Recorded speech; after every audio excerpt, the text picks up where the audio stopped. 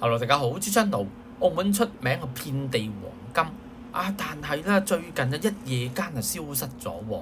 位於南環區嘅英皇娛樂酒店，除咗以前有娛樂場之外，大堂地面嘅金磚亦係唔少內地旅客到訪嘅原因。不過前兩日金磚被網民發現一夜之間消失咗喎。今日去睇過真係冇晒啲金磚啊！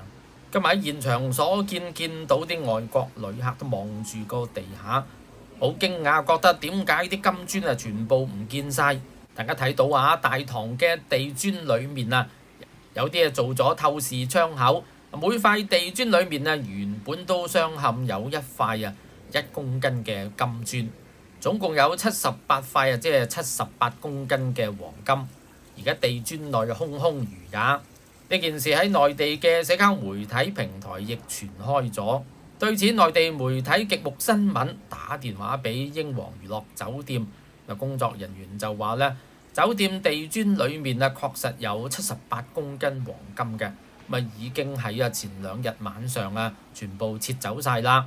不過原因係同金價高冇關㗎嚇，唔係金價高，酒店賣晒啲金套現，而係酒店內部要裝修所以撤走晒啲金磚先，等裝修結束之後會再展出嘅。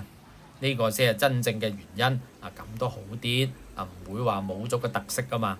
據資料顯示，澳門英皇娛樂酒店嘅黃金大道以78塊總重量78公斤嘅瑞士4條9千足純金鋪砌而成。記得開業嘅時候成為一時佳話，每塊金磚都持有獨立嘅編號。酒店亦因黃金大道而出晒名㗎，尤其啲內地同胞最中意嘅，睇到都覺得開心所以佢哋特別中意住英皇酒店。你冇話而家啲金價咁高，越升越有。英皇呢78公斤嘅黃金價值連城以金價計嘅話都成1億1000幾萬。確實唔嘢少嘅。英皇裝修唔知佢裝修成點啦。